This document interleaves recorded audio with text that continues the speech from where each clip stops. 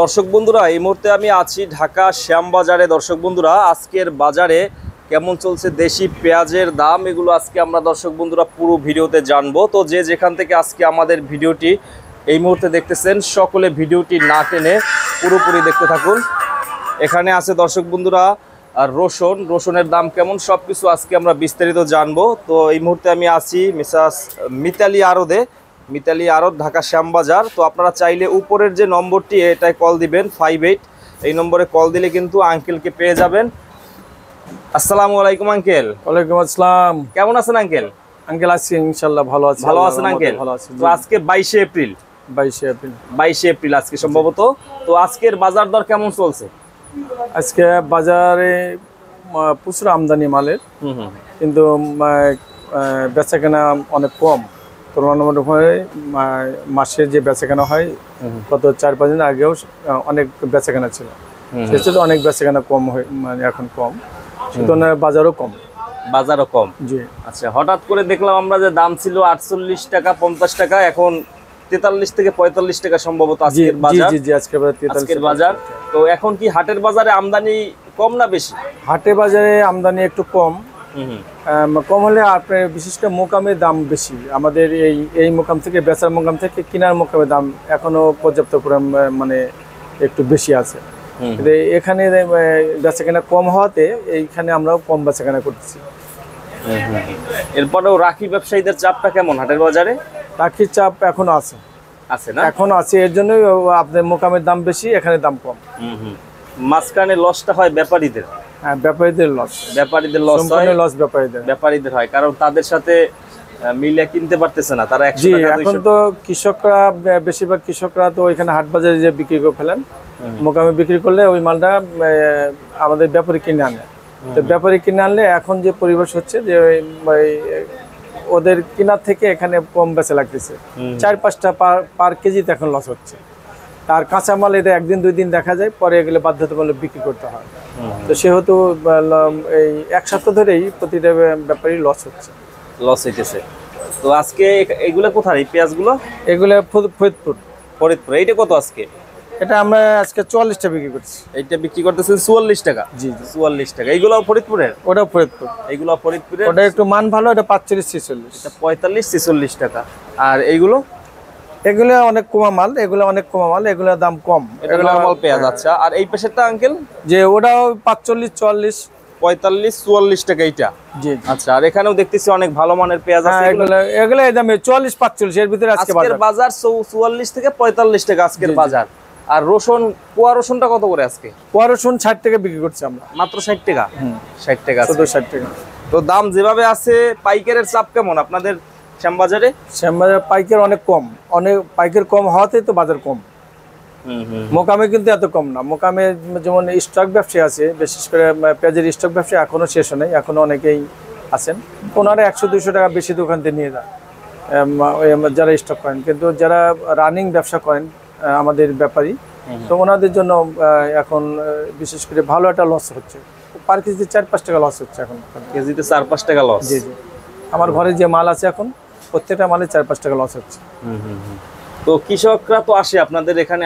কৃষক ডাইরেক্ট কৃষক কম আসে, কৃষক আসে না। কৃষকরা আসলে কৃষকের যে হাট বাজার যা বেচে বা এখন যে অবস্থায় আছে, এখনো মোটামুটি কৃষক সন্তুষ্ট। কৃষকের আল্লাহর রহমতে মোটামুটি তারা সন্তুষ্ট এখনো যে বাজার আছে। এরকম বাজারটা থাকলে কৃষকের কোনো সমস্যা, কিন্তু কৃষকের সংখ্যা আমাদের মোকামে কম আসে। বেশিরভাগই তারা তাদের ওই মোকামে তাদের হাট বাজার আছে, ওইখানে বেচাকেনা করে। ওইখান থেকে যারা ব্যাপারী আমাদের বিভিন্ন আমাদের যে আড়ত ঘর আছে, প্রত্যেকটা ঘরেরই 2-4-10টা ব্যাপারী আছে, তারা ব্যাপারী ওনারা কেনে, ওনাদের মাধ্যমে আমরা বিক্রি করি। তো বেশিরভাগই আজকে 10 দিন ধরে পেঁয়াজটা বেশিরভাগই লস হচ্ছে। এখন আমার ঘরে যা আছে প্রত্যেকটা পেঁয়াজে 4-5টা লস হচ্ছে। এটা ব্যাপারীদের লস। কৃষকরা আলহামদুলিল্লাহ মোটামুটি ভালোই আছে। তো এখন যে পরিমাণ দাম আছে, বিদেশি পেঁয়াজ হয়তো আসবে নাকি এখনো বলা যাচ্ছে না। আপাতত আমরা আমাদের দৃষ্টি যেটা দেখছি, বিদেশের কোনো প্রয়োজন নেই। কারণ হলো আমাদের যা আছে তাতেই তো আল্লাহর রহমতে ভালো অবস্থানে আছে। আমাদের দেশে যে প্রয়োজনীয় যতটুকু প্রয়োজন তাতে আমরা এখন যা দেখি তাতে বেশি আছে, পর্যাপ্ত আমদানি আছে। আমদানি যখন দেখা যায় একটা সংকট হবে তখন আলটিমেটলি দাম বেড়ে যাবে, তখন হয়তো বাইরের চিন্তা ভাবনা করা যাবে। এখনো তো আমাদের কৃষকরা যে অবস্থা আছে একেবারে পুরোপুরি সন্তুষ্ট না, কিন্তু আমাদের মিনিমাম এই পেঁয়াজটা 50 টাকাটা যদি 50 টাকা কৃষকরা বেচতে পারে তাহলে আলহামদুলিল্লাহ তারা ওরা মোটামুটি একটা সন্তুষ্ট, ওদের কিছু লাভ হবে। এখন তো সবকিছুর দামই বেশি, কৃষি পণ্যের দাম অনেক পঞ্চ যারা সার থেকে শুরু করে এখানে যারা এগুলো লাগাইতে অথবা এগুলো উৎপাদন করতে অনেক শ্রমিক ব্যবহার করতে হয়, শ্রমিকের দাম অনেক বেশি। তো সব মিলে এখন অনেক খরচ বেশি পড়ে যায়। তো সেহেতু 50 টাকা পর্যন্ত যদি কৃষকরা বিক্রি করতে পারে তাহলে কৃষকের একটা সন্তুষ্টজনক জায়গায় থাকতে পারে। আলহামদুলিল্লাহ এখন যেটা আছে কৃষকরা মোটামুটি সন্তুষ্ট। তো এই পর্যায়ে আমাদের বাইরের পেঁয়াজ আপাতত কোনো আমি মনে করি কোনো প্রয়োজন নেই। তো এখনো যদি সংকট হয়ে যায় সেই ক্ষেত্রে এরা যারা ব্যবসায়ী আছে আমাদের যারা ইম্পোর্টার আছেন তারা আমাদের দেশের জন্য অনেক সময় চিন্তা ভাবনা করেন। অর্থাৎ তারা যদি ব্যবসা করে তারপরে প্রত্যেকটা মানুষের একটা মায়া থাকে কিন্তু। তো সেক্ষেত্রে যখন দেখা যায় বেশি সংকট, দাম অনেক বেড়ে যায়, তখন কিন্তু এই ইম্পোর্টাররাই হয়তো বাইরে থেকে আনার চেষ্টা করে যাতে একটা পর্যায়ে থাকে। তাদের লাভ লস তো আছে, কাঁচামাল একটা লাভ ধরে যে হিসেব করে কেউ মাল খরিদ করে তা না, কিন্তু লসের সংখ্যাও কিন্তু অনেক আছে। লসের সংখ্যা আছে। তো আপনাদের এখানে ম্যাক্সিমাম ব্যাপারীরাই নিয়ে আসে? এখন আমাদের দেশি ব্যাপারী, সম্পূর্ণ আমাদের ব্যাপারী।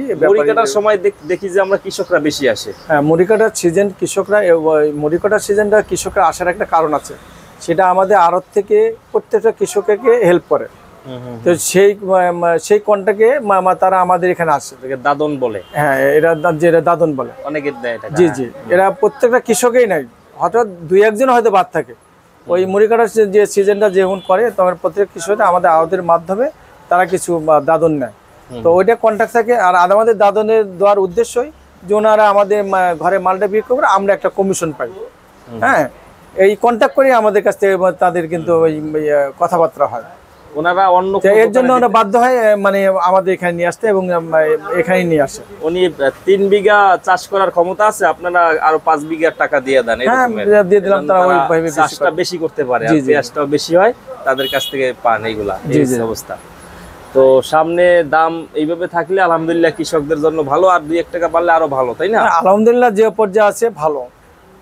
আসলে সত্যি কথা, পেঁয়াজ যে ব্যাপারটা আমাদের একটা মশলা জাতীয়, আমাদের দেশের সবচেয়ে প্রধান মশলা পেঁয়াজ আমাদের বাঙালির জন্য। সেহেতু এখন যে হারে আর কি টাকার মান যে একটা অবস্থা, সেই ক্ষেত্রে পেঁয়াজটা 50 টাকা থাকলে হয়তো আমি মনে করি যে কৃষকরা অনেক সন্তুষ্ট থাকবে এবং আমাদের ক্রেতারাও যে একবার খুব আহামরি বিপদে পড়ে যাবে বা সমস্যা হয়ে যাবে মনে হয় না। এটা একটা শোচনীয় অবস্থায় থাকবে আর কি, খুব ভালো একটা অবস্থানে আমি মনে করি এটা থাকবে। তো ঠিক আছে, এই মুহূর্তে বাইরের কোনো পেঁয়াজ না আসলে যে অবস্থানে আছে তাহলে কৃষকরা মোটামুটি সন্তুষ্ট থাকবে এবং হয়তো আমাদের দেশে যারা এগুলা ব্যবহার করতেছেন যারা ক্রেতা, এরাও আলহামদুলিল্লাহ মোটামুটি একটা ভালো পর্যায়ে থাকবে, তাদের জন্য অপেক্ষা হয়ে যাবে তা না। ঠিক আছে আঙ্কেল, অসংখ্য ধন্যবাদ আমাদের চ্যানেলের পক্ষ থেকে। আবার পরবর্তী সময় কথা হবে। আসসালামু আলাইকুম। হ্যাঁ, আপনাকে অনেক ধন্যবাদ। আর আপনার মাধ্যমে আমি দেশবাসীকে জানাচ্ছি যে আমরা সবাই সবার জায়গায় যেন ভালো থাকি। আমরা আইন শৃঙ্খলা কেউ নিজের হাতে না দিলে, আমরা যা দেখতেছি আমাদের নজরে যা পড়তেছে বিভিন্ন চ্যানেলের মাধ্যমে আমরা দেখতে পাচ্ছি যে যার যার মতন সে একজনকে কুবাইতে মারতে মেরে ফেলতে এরা দ্বিধাবোধ করছে না। তা বিশেষ করে আমরা দেশের মানুষ সবাই আমরা এটা সবাই আমরা সবার কাছে কি বলে এটা আবদ্ধ থাকি, কথার আবদ্ধ থাকি যে আমরা কারো কেউ ক্ষতি করব না।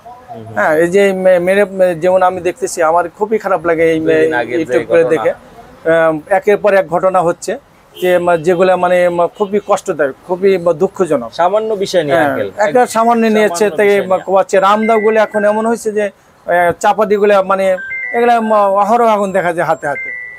এটা আমি বিশেষ করে প্রশাসন ভাইদের দৃষ্টি আকর্ষণ করলাম যে আপনারা অবশ্যই এইগুলো যারা করতেছে এদের কঠোর ভাবে আপনি আপনারা তদন্ত করে আইনের আওতায় আইনের আওতায় নিয়ে আসেন এবং আপনার শাসন করেন। এটা আপনাদের মাধ্যমেই এটা সম্ভব।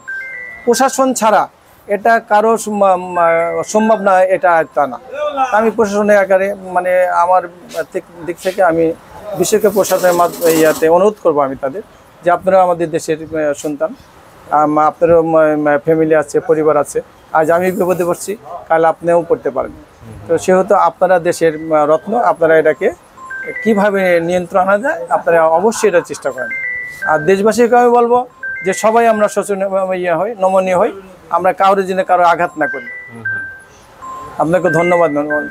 থ্যাংক ইউ আঙ্কেল, আসসালামু আলাইকুম। ওয়ালাইকুম আসসালাম, আসসালামু আলাইকুম।